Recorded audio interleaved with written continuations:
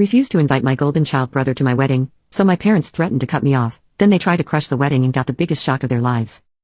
I'm Sarah, 30, female, and I've always had a complicated relationship with my younger brother Mike, 27, male. Growing up, our parents consistently favored him, which created a lot of tension between us. They would shower Mike with praise for even the smallest accomplishments while barely acknowledging my achievements. Our family dynamic wasn't always this way. When I was younger, before Mike was born, I remember feeling loved and supported by my parents. They would take me to the park, read me bedtime stories, and proudly display my artwork on the fridge. But everything changed when Mike arrived. From the moment he was born, it was clear that Mike was going to be the golden child. Our parents doted on him constantly, often neglecting my needs in the process. As we grew older, this favoritism only intensified.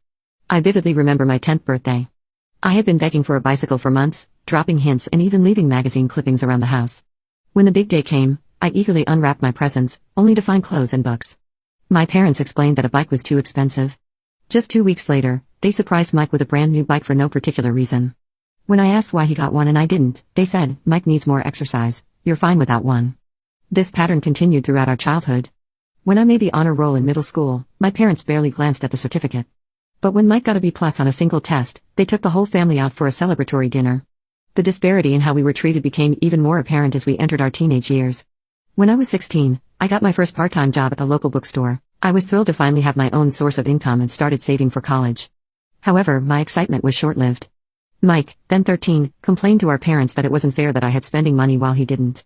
Instead of encouraging him to wait until he was old enough to get his own job, our parents made an outrageous demand. They insisted that I give Mike half of my earnings each month.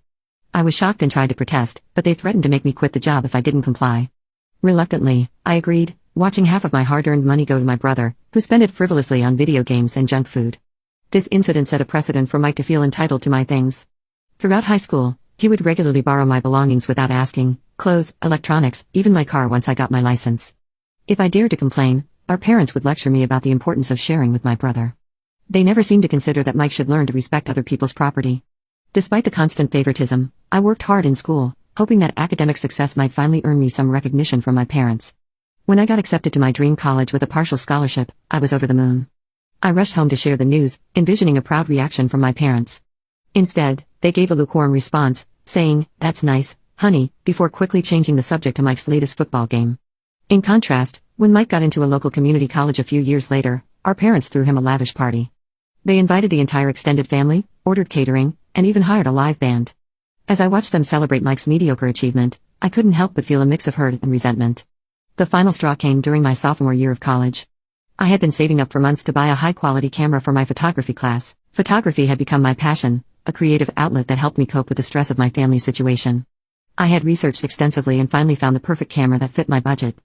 I came home for winter break, excited to finally make my purchase. But when I went to get my savings, I discovered that a significant amount was missing. I soon found out that Mike had taken the money without permission to buy a new gaming console.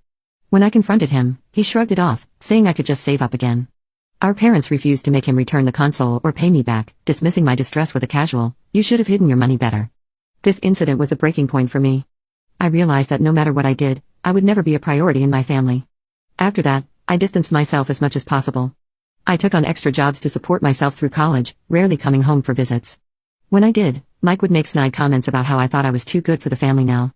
Our parents never corrected his behavior, often joining in with comments about how I had changed and become cold towards them. Despite the emotional toll, I managed to graduate with honors and secure a good job in marketing. It was at my new job that I met Jake, 32, who has become my rock and biggest supporter. We've been together for 5 years now, and he's been incredibly understanding about my family situation. Jake's own family is warm and welcoming, showing me what healthy family relationships should look like. 6 months ago, Jake proposed during a surprise weekend getaway. It was a magical moment, and I was thrilled to start planning our future together. However, the joy of our engagement was quickly overshadowed by the dread of dealing with my family during the wedding planning process. After much discussion and soul-searching, I decided not to invite Mike or my parents to the wedding. I want our special day to be filled with love and positivity, not overshadowed by the negativity and resentment that has characterized my relationship with my family. Last week, my mom called me in tears, demanding to know why they hadn't received wedding invitations yet. I took a deep breath and explained that, given our history, I didn't feel comfortable having them at the wedding. She accused me of being selfish and trying to punish them, completely dismissing my feelings as usual. My dad then got on the phone, saying I was breaking Mike's heart by excluding him from such an important day. Apparently, Mike had been telling everyone he was going to be my best man, despite the fact that we've barely spoken in years. The audacity of his assumption left me speechless. I stood my ground and told them my decision was final. This led to Mike blowing up my phone with angry texts, calling me every name in the book. He accused me of being jealous of him and trying to make myself feel important. It was as if he had completely rewritten our childhood in his mind, casting himself as the victim. My parents are now threatening to cut me out of their will if I don't invite them all to the wedding. This threat might have worked years ago, but I've long since stopped expecting or wanting anything from them. Jake fully supports my decision, understanding how toxic my family dynamic is. He's offered to handle any further communication with them to shield me from their manipulation tactics.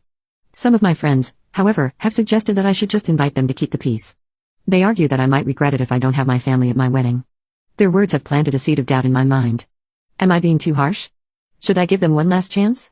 But then I remember all the hurt and disappointment, and I'm reminded of why I made this decision in the first place. I know this post is long, but I felt it was important to provide context for why I'm making this choice. So, Reddit, am I the a-hole for refusing to have my brother and parents at my wedding?